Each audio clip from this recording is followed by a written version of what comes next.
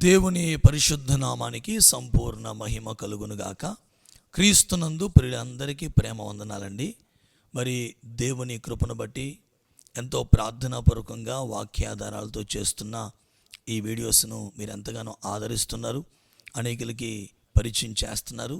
కనుక ప్రియులారా, మరి చెప్పబడుతున్న ఈ యొక్క వీడియోస్లో ఉన్న ఆత్మ సంబంధమైన వాక్యానుసారమైన ఈ ఉపదేశాలు తప్పకుండా పూర్తి వరకు మీరు చూడండి, సంపూర్ణంగా ఆఖరి వరకు చూడండి. మధ్యలోనే స్క్రిప్ట్ చేసి వెళ్ళిపోకండి. మీరు ఆఖరి వరకు చూస్తే మీకు మంచి సబ్జెక్ట్ దొరుకుద్ది. తప్పకుండా వాక్య ఆధారాలతో చూపెడుతున్నాం కనుక మనమందరం నేర్చుకునే మనసు కలిగిన వారిగా, మరి ప్రతి క్రైస్తవుడు చనిపోయే వరకు బైబిల్ విద్యార్థిగా ఉండాలని ఒక భక్తుడు చెప్పారు. అలా మనమందరం బైబిల్ విద్యార్థులుగా నేర్చుకుందాం. అలాగే పిల్లరా, ఒక సహోదరుడు ఒక ప్రశ్న అడిగారు. ఆ ప్రశ్న మీకు వినిపిస్తాను, చాలా శ్రద్ధగా మీరు వినండి. ఎలాగో ఈ ఛానల్ని ప్రోత్సహిస్తున్నందుకు, మరి అనేకులకు పరిచయం చేస్తున్నందుకు మీ అందరికీ నా నిండు కృతజ్ఞతలు. ప్రభు మిమ్మల్ని, మీ కుటుంబాలని దీవించి ఆశీర్వదించునుగాక. అందరికీ వందనాలు. సహోదరులు అడిగిన ప్రశ్న మీకు వినిపిస్తాను, చాలా శ్రద్ధగా ఒక నిమిషం వినండి. ప్రైజ్ లార్డ్ అండి. మీ వీడియోస్ అన్ని చూస్తూనే ఉండే గారు, చాలా వాక్యానుసారంగా రెఫరెన్స్లతో ఆధారాలతో కూడిన విషయాలు మీరు మాకు తెలియజేస్తున్నారు. చాలా వందనాలండి. అయితే ఒక ప్రశ్న అయ్యగారు, అదేంటంటే ఈ రోజుల్లో చాలామంది ఎప్పటి నుంచో చేస్తున్నారో, ఇప్పుడు కూడా చాలామంది ఏం చేస్తున్నారంటే స్టేజ్ల మీద డ్యాన్స్లు వేయడం, చిన్నపిల్లలతోనూ చేయించడం, అలాగే పెద్దవారు కూడా చాలామంది డ్యాన్సులు చేస్తూ క్రిస్మస్ సంబరాలు జరుపుకుంటున్నారు. అలాంటివి వాక్యానుసారంగా చేయొచ్చా, చేయకూడదా? ఇలాంటివి చేస్తే ఏమన్నా ఒకవేళ మరి సరిచేయబడ్డానికి కావలసిన వాక్యాధారాలతో వివరణ ఇవ్వగలరని ప్రేమపూర్వకంగా మీకు మనవి చేసుకుంటున్నామండి. కొంచెం ఈ విషయం తెలియజేయండి అయ్యగారు. దేవునికి మహిమ కలుగునుగాక. మరి సహోదరులు ఒక ప్రశ్న అడిగారండి. క్రిస్మస్కి పెద్ద పెద్ద స్టేజీలు కట్టి ఆ స్టేజీల మీద డ్యాన్సులు వేయడం అవసరమా? ఆ స్టేజీల పైన డ్యాన్సులు చేయవచ్చా లేక వేయవచ్చా? నాట్యములు చేయవచ్చా వేయవచ్చా?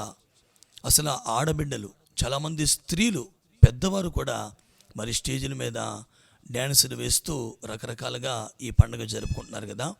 అది వాక్యానుసారమా కాదా అని ఒక ప్రశ్న అడిగారు. పిల్లలు తప్పకుండా ఈ ప్రశ్నకు వాక్యపు వెలుగులో కొన్ని ప్రాముఖ్యమైన సత్యాలు మనమందరం కలిసి నేర్చుకుందాం. ప్రభు సన్నిధిలో ప్రభు మనకి నేర్పిస్తారు. దానికి ముందుగా ఒక చిన్న మాట, నా జీవితంలో ఎదురైనటువంటి కొన్ని అనుభవాల్ని మీకు జ్ఞాపకం చేసి ఆ తదుపరి ఆ వాక్యాల్ని మీకు నేను తెలియపరుస్తాను. ప్రియులారా, మరి 2014వ సంవత్సరంలో నేను రక్షణ ఛానల్లో వాక్యం చెబుతూ ఉండేవాడిని. 2013 ఎండింగ్ నుంచి 2014 సంవత్సరంలో నేను రక్షణ ఛానల్లో వాక్యం చెబుతూ ఉండగా, ఒకసారి డిసెంబర్ మాసంలో మరి హైదరాబాదులో ఒకరు నన్ను వాక్యం చెప్పడానికి పిలిచారు.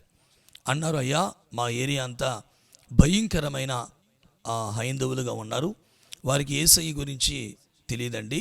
కనుక మా ఏరియా మొత్తం మేము బాగా అనౌన్స్ చేసి ఆ అన్యజనులు హైందవ సహోదరులందరినీ పిలిచి వారికి మంచి భోజనాలు ఏర్పాటు చేసి మరొక క్రిస్మస్ కార్యక్రమంలాగా ఏర్పాటు చేస్తాం. తప్పకుండా మీరు రావాలి. అనేకమైన అన్యజనులకి యేసయ్య ప్రేమ సువార్తను ప్రకటించే అవకాశం ఉంటుంది కనుక తప్పకుండా మీరు రావాలని అడిగారు.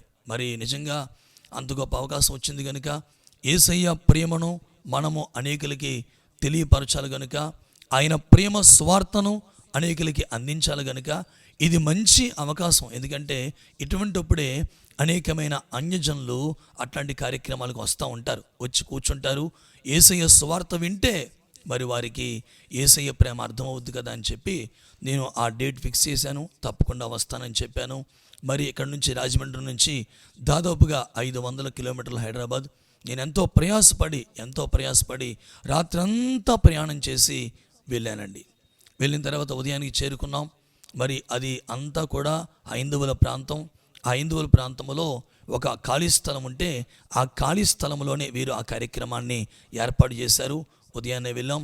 ఆ ఖాళీ స్థలం ప్రక్కనే ఒక చిన్న గది ఉంటే ఆ రూమ్ నాకు ఇచ్చారు. ఆ రూమ్లో ఉండమన్నారు. వారు ఆ ఖాళీ స్థలంలో మొత్తం అన్నీ కూడా సిద్ధపరచుకున్నారు. బాక్సులు, లైటింగ్, స్టేజ్ అవన్నీ సిద్ధపరచుకున్నారు. ఇక సాయంత్రం 6 అయిందండి. సాయంత్రం 6 గంటలకి ఈ కార్యక్రమం మొదలుపెట్టారు.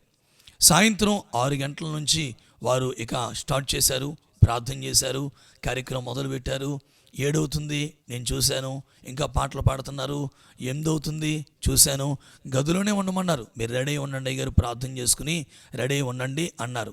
నిజంగా ఆ డేట్ ఫిక్స్ అయినప్పటి నుంచి నేను, నా కుటుంబం ఎంతో భారంతో ప్రార్థన చేసుకున్నాం.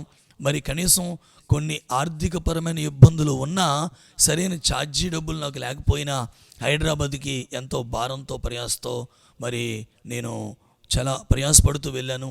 ఆ ఉదయం అంతా ప్రేయర్లో గదిలోనే ఉన్నాను. 7 అయిపోయింది, నన్ను పిలుస్తలేదు రాత్రి. 8 అయిపోయింది, నన్ను పిలుస్తలేదు రాత్రి. 9 అయిపోయింది, నన్ను పిలవడం లేదు. ఆ రూమ్లోనే పెట్టారు. ఓ చక్కగా పాటలు పాడుతున్నారు, డ్యాన్సులు చేస్తున్నారు, నాట్యాలు చేస్తున్నారు.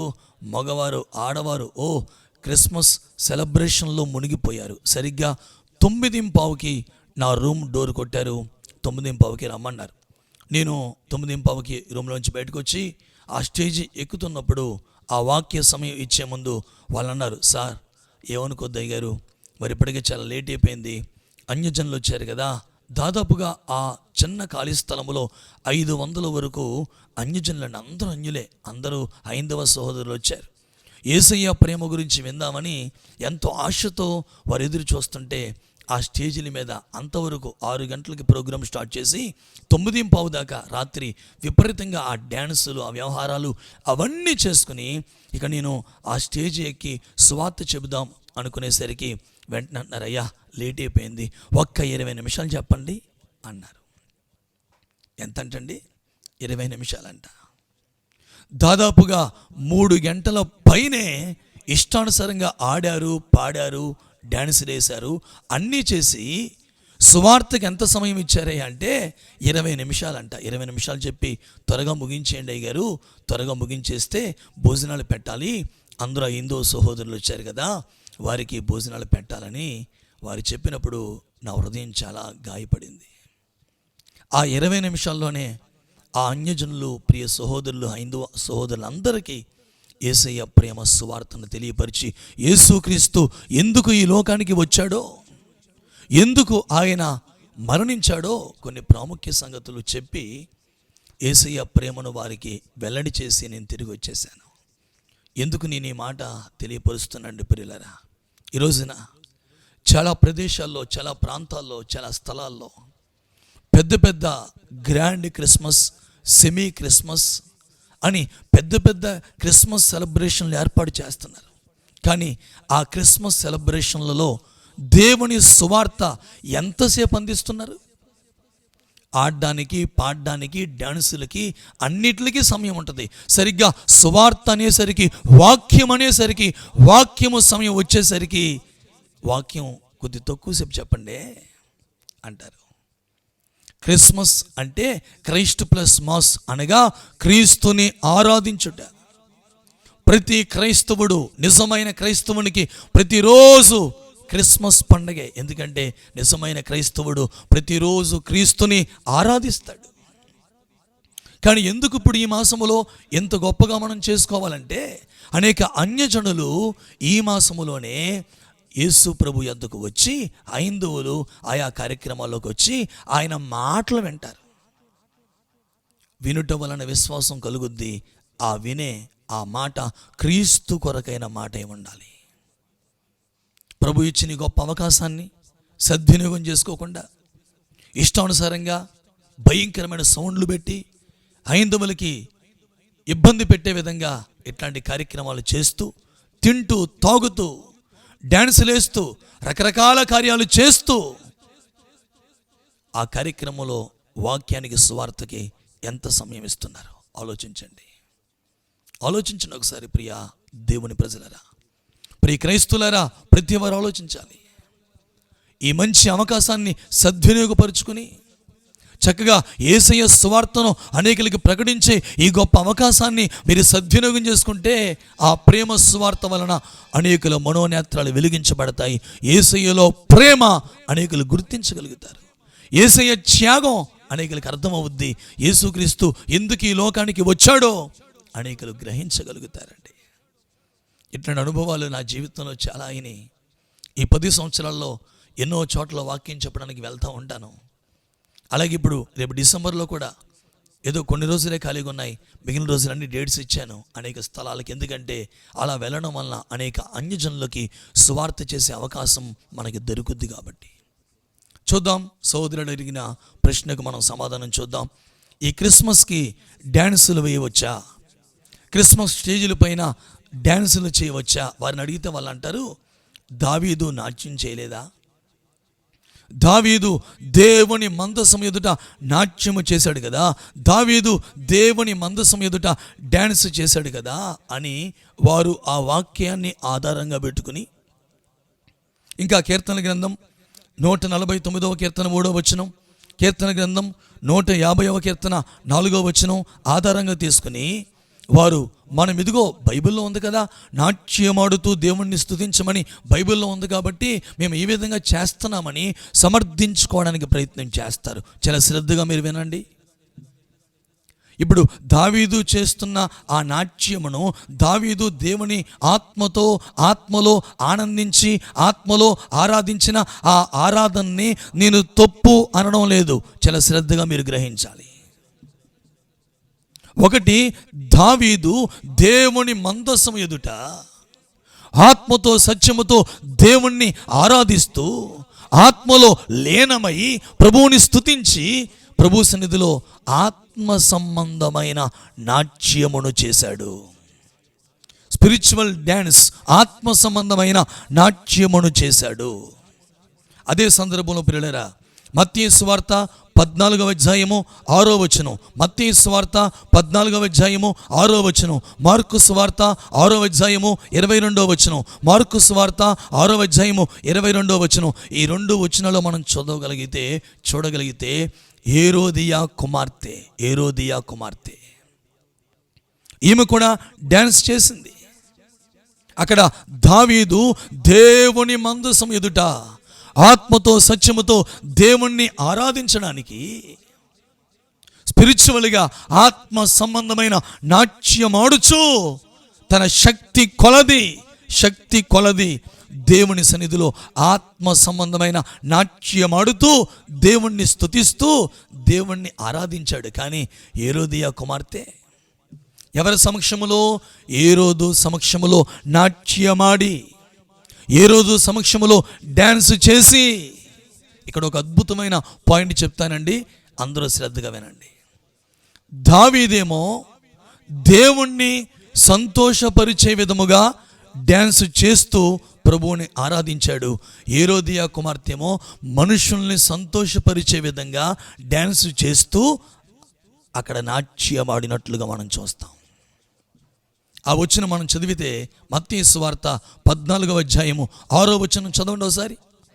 అయితే హేరోదు జన్మదినము వచ్చినప్పుడు హేరోదియా కుమార్తె వారి మధ్య డ్యాన్స్ చేసి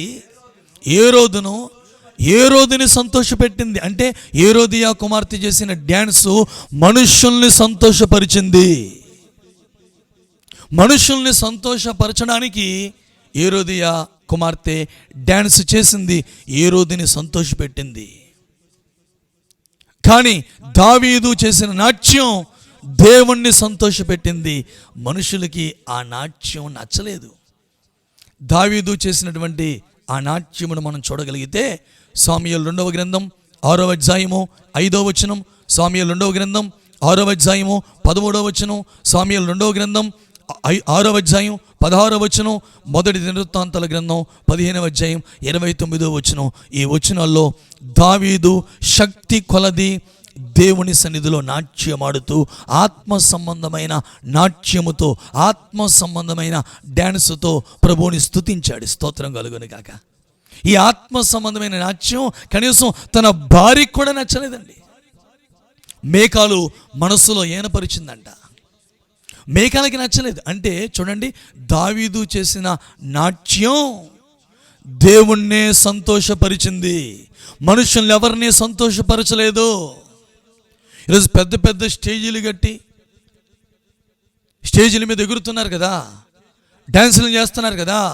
మీరు వేస్తున్న మీ డ్యాన్సులు, మీరు చేస్తున్న ఆ నాట్యాలు దేవుణ్ణి సంతోషపరుస్తున్నాయా లేక మనుషుల్ని సంతోషపరుస్తున్నాయో ఒకసారి మిమ్మల్ని మీరు పరీక్షించుకోవాలి.